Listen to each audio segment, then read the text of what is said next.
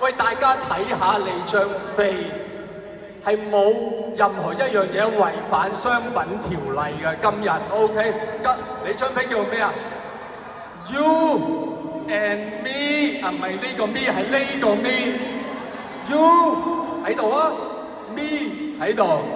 鄭秀文亞洲巡迴，香港喺亞洲嚟啊！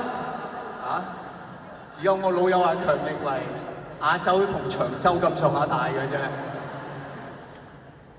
You and me， 鄭秀文亞洲巡迴，前幾日劉德華仲同佢喺度巡迴咗幾個圈，所有條件做晒，做咩嘢要 cancel？ 今日就係、你唔好意思講，我講，每人俾翻一半，1880蚊 OK， 唔使880，現金掉上嚟。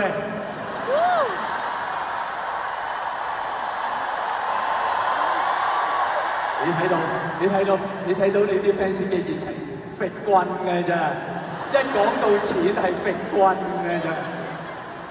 點解會搞到今日咁？8年前，我應該8、9年前幫你做嘉賓，嗰時我完全唔識佢，而家我對佢好熟悉，我知佢好多缺點。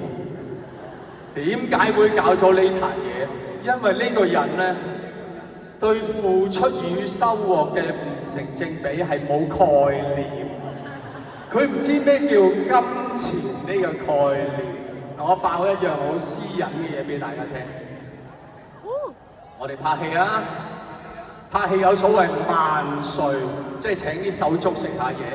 我有請㗎，一人一支雪條，一日食一支，100人開工，有100支雪條，我請得起啊！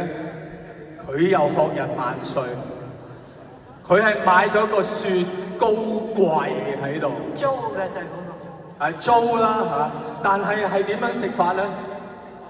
任食，唔係食一日，係拍幾耐食幾耐。各位你須知道，我平日唔食雪條嘅，我至多一日食一次。但係如果唔使錢，一日食3支咁好合理啊！開工食一支。收工食一支，帶支翻屋企，好合理嘅。但係嗰支帶翻屋企會溶啊嘛，咁你點啊？咪攞多幾支包住嗰支咪唔溶咯。咁就一個人一日食10支8支，成100人一日食成1000支雪條，拍幾十日，係用幾多錢啊？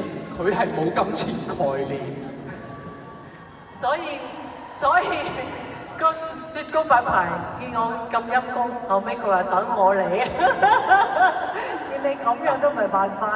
呢啲真係好心有好報。所以今日呢個嘅答謝會都係啦 ，Sammy 咁樣咁大嘅誠意，不計回報俾大家，大家係咪應該俾啲鼓勵？就咁鼓勵係唔夠，俾啲保障，同佢俾啲承諾得唔得？嗱，我講一句，你講一句。